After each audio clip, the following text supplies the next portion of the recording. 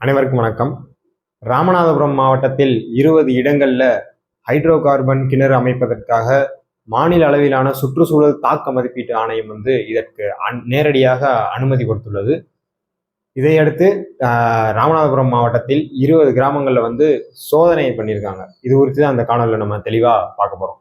ராமநாதபுரத்தில் தனிச்சியம், அழகர்தேவன்கோட்டை, மணக்குடி, சீனங்குடி, பேய்குளம், வேலங்குப்பம், கீழசெல்வனூர், காவனூர் போன்ற 20 கிராமங்கள்ல இந்த ஹைட்ரோ கார்பன் குழாய் பதிப்பதற்காக சோதனை நடத்தப்பட்டுள்ளது.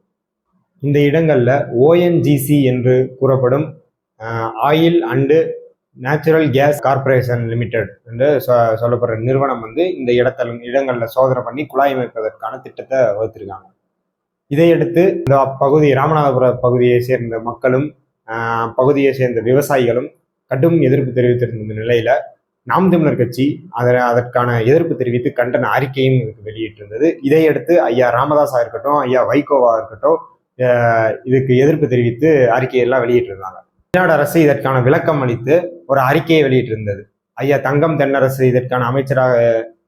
இந்த துறைக்கான அமைச்சராக இருக்க ஐயா தங்கம் தென்னரசு அவர்கள் இதற்கான அறிக்கையை வெளியிட்டிருந்தார். இந்த அறிக்கையில் என்ன சொல்றாங்கன்னா, தமிழ்நாடு முதலமைச்சர் விவசாயிகள் நலன் கருதி மற்றும் பொதுமக்கள் நலன் கருதி இத்தகைய நாசக திட்டங்கள் தமிழ்நாட்டில் எந்த ஒரு பகுதியிலும் வராது. இதுதான் ஐயா MK ஸ்டாலின் அவர்களின் கொள்கை முடிவாகும் என்று இந்த அறிக்கையின் வாயிலாக சொல்றாங்க.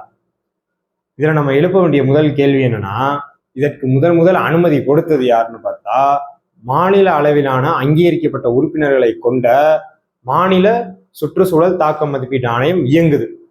அந்த ஆணையத்தில இருந்து தான் நேரடியாக இதற்கு அனுமதி கொடுக்கப்பட்டு இதற்கான சோதனையும் நடத்தப்பட்டிருக்கு. அப்படி இருக்கையில இதற்கு மாநில அரசு எதிர்ப்பு தெரிவித்திருக்கிறது வேடிக்கையாக தான் இருக்கு. இதுக்கு பல்வேறு மத்தியில கேள்வியும் எழுந்திருக்கு. இது குறித்து திமுக அரசு என்ன சொல்லுதுன்னா, மாநில சுற்றுச்சூழல் தாக்க மதிப்பீட்டு ஆணையம் முழுமையாக தமிழ்நாடு அரசு கண்ட்ரோல்ல இல்லை, இது மத்திய அரசு கண்ட்ரோல்ல தான் இருக்கு அப்படின்னு கூறப்படுது. அப்படி மத்திய அரசு கட்டுப்பாட்டில் இருக்கையில் இதை மாற்றி அமைக்க தமிழ்நாடு அரசு எடுத்த முன்னெடுப்பாடுகள் என்ன என்று பலரால் கேள்வி எழுப்பப்பட்டுகிட்டு இருக்கு. மேலும் இவற்றை நிர்வகிக்கக்கூடிய சுற்றுச்சூழல் தாக்க மதிப்பீட்டு அறிக்கை 2006 என உருவாக்கிய போது அன்றைய சுற்றுச்சூழல் துறை மத்திய அமைச்சராக இருந்த ஐயா ராசா அவர்கள் குறித்து எந்த நடவடிக்கையும் எடுக்காதது ஏன்னு பலராலும் கேள்வி எழுப்பப்பட்டு இருக்கு.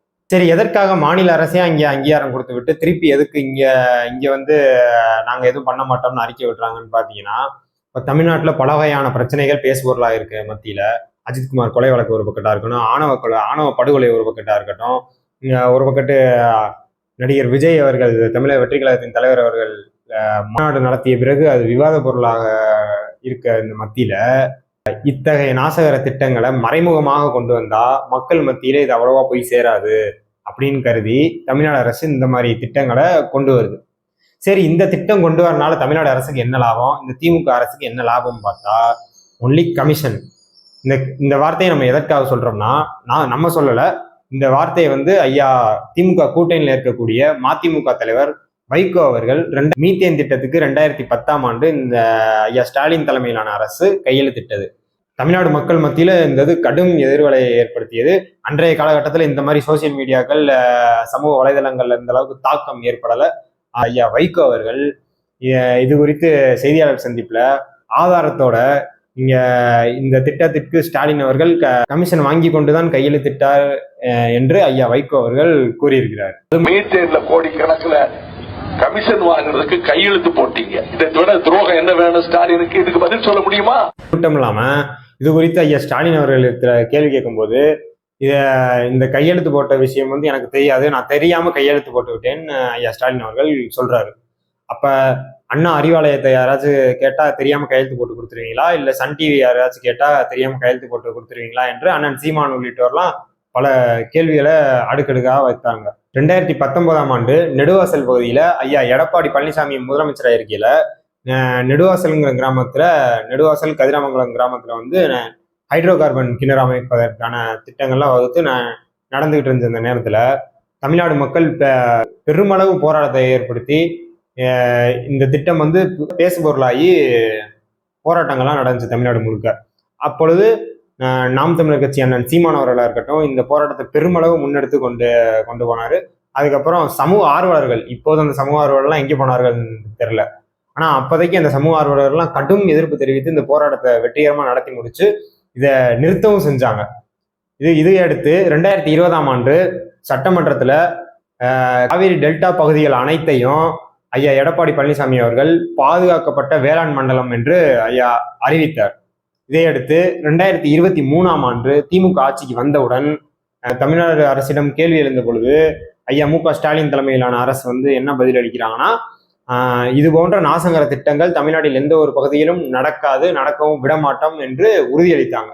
அப்படி இருக்கையில இப்படி ஒரு திட்டத்தை கொண்டாடுறது உங்களுக்கே நியாயமா இருக்கா என்று பலராலும் கேள்வி எழுப்பப்பட்டுக்கிட்டு இருக்கு. இதுல ஒரு வித்தியாசமும் இல்லை. 2010 கொண்டு வந்தது மீத்தேன்கிற பேர் வச்சு ஒரு திட்டம். அதே திட்டத்தை பேர் மாற்றி இப்ப ஹைட்ரோ கார்பன்கிற திட்டத்தை கொண்டு வராங்க. சரி, இந்த திட்டத்தினால மக்களுக்கு என்ன பாதிப்பு, இதை எதற்காக நம்மள மாதிரி ஆட்கள்லாம் எதுக்குறாங்கன்னு பாத்தீங்கன்னா, ஹைட்ரோ கார்பன் திட்டம் என்பது பூமிக்கு அடியில் உள்ள வாயுக்களை எடுத்து அதை எரிபொருள்களா பயன்படுத்துறது, எரி உருளைகளா நம்ம வீட்டுக்கு சிலிண்டரு இந்த மாதிரி இதுகளுக்கெல்லாம் பயன்படுத்துறாங்க. அப்படி இருக்கையில இது எப்படி பயன்படுத்துறாங்கன்னா, விவசாய நிலம் இருந்துச்சுன்னா அந்த நிலத்துல கிட்டத்தட்ட 1000 மீட்டர்ல இருந்து 5000 மீட்டர் வரை கீழே ஆழ்துளை கிணறு மாதிரி போட்டு அதை சுத்தி ராட்சச குழாய்கள் எல்லாம் அமைத்து அந்த 1 கிலோமீட்டர் 2 கிலோமீட்டர் அளவுக்கு ராட்சச குழாய்கள் அமைக்கிறாங்க. இது எதற்காகனா அந்த போர்வெல் தூந்து போயிடக்கூடாது அப்படி இருக்கிறதுக்காக. அதுக்கப்புறம் 78 வகையான ரசாயன பொருட்களை இதுக்குள்ள செலுத்தி இது கொடுக்குற ஃபோர்ஸ் மூலமா இந்த உள்ள இருந்து வர வாயுக்களை எடுத்து பயன்படுத்துறாங்க. ஒரு ஹைட்ரோ கார்பன் கிணறு அமைத்தா சுற்றி உள்ள 3 கிலோமீட்டர் அளவிலான விவசாய நிலங்கள் பாதிக்கப்படும் சொல்றாங்க. இது கிட்டத்தட்ட ஒரு கிணறு அமைத்தா 3 கிலோமீட்டர் பாதிக்கப்படும் சொல்றாங்க. அப்ப கிட்டத்தட்ட ஒரு 20 இடங்கள்ல அவங்க சோதனை பண்ணியிருக்காங்களே. ஒரு 20 இடங்களுக்கு மேல அமைத்தா 20 கிலோமீட்டர் சுற்றளவான விவசாய நிலங்கள் பாதிப்படையும். விவசாய நிலங்கள் நஞ்சாகும். இந்த ரசாயனம் பயன்படுத்துவது மூலமாக நிலத்தடி நீர் மாசடையும், நிலத்தடி நீர் குறையும். அதுக்கப்புறம் விவசாய நிலங்கள்லாம் நஞ்சாக மாறிவிடும். பொதுமக்கள் வாழவே தகுதியற்ற நிலமாக அந்த நிலம் மாறிவிடும். இது அணு உலையை விட ஒரு மடங்கு மேலாக பாதிப்பை ஏற்படுத்தக்கூடியதுதான் இந்த ஹைட்ரோ கார்பன் திட்டம் என்று பல அறிவியல் விஞ்ஞானிகள்லாம் சொல்றாங்க. நம்ம பயன்பாட்டில் இருக்க பொருளுக்கு தானே நம்ம இப்படி பண்றோம், இதுல என்ன தப்புன்னு நீங்க எல்லாரும் கேட்கலாம். அப்படி பார்த்தா இதற்கான மாற்று வழி ஐயா நம்மாழ்வார் அவர்கள் சொல்றாங்க. இதற்கான மாற்று வழி மாட்டு சாணங்கள் மூலமா அதுல இருந்து வர வாயுக்களை நம்ம பயன்படுத்தினாலே நாட்டு மக்களுக்கு போதுமான அளவு எரிவாயு கிடைக்கும்னு சொல்றாங்க. அது மட்டும் இல்லாம இதன் மூலமா விவசாயங்கள் பெருகும், கால்நடைகள் பெருகும், அது மூலம் பல பேருக்கு வேலை வாய்ப்பு உருவாகும். மற்ற மாநிலங்களுக்கும் நம்ம விநியோகம் பண்ணலாம். தமிழ்நாடு அரசு இதை செய்தால் பெருமளவு தமிழ்நாடு அரசுக்கு பொருளாதாரமும் பெருகும், மக்களுக்கு வேலை வாய்ப்பும் உருவாகும்னு சொல்றாங்க. ஏன் இந்த அரசு செய்ய மாட்டேங்குது? இதைத்தான் நாம் தமிழர் கட்சி வருடம் தேர்தல் அறிக்கையாக கொடுக்கிறது. நிலமும் வளமும் சார்ந்த தொழிற்சாலைகளை அந்தந்த பகுதிகளுக்கு ஏற்ப செய்து கொடுத்தால் அந்த பகுதி மக்களும் வேலை வாய்ப்போட இருப்பாங்க, நிலத்தோட வளமும் கெடாது, யாரா நீர் மாசடையாது, காற்று மாசடையாது, நிலம் நஞ்சாகாது. இது எதுவும் இல்லாமல் மக்களுக்கு எல்லாம் போய் சேரும் அப்படின்னு தான் நாம் தமிழர் கட்சி நிலமும் வளமும் சார்ந்த தொழிற்சாலைகள் அதை நோக்கி போகணும்ட்டு தேர்தல் அறிக்கையெல்லாம் கொடுத்துட்டு இருக்காங்க. தமிழ்நாடு அரசு இந்த திட்டத்தை கையில் எடுத்தா எத்தனையோ பேருக்கு வேலை வாய்ப்புலாம் கிடைக்குமே, ஏன் அந்த செய்ய மாட்டேங்குதுன்ற கேள்வியும் எல்லார் மத்தியிலையும் எழுந்திருக்கு. இனிமேலும் இது போன்ற நாசகர திட்டங்களை தமிழ்நாடு அரசு கொண்டு வந்தால் இதற்கான எதிர்வினையை 26 தேர்தலில் நீங்கள் இதற்கான எதிர்வினையை சந்திப்பீர்கள். நன்றி.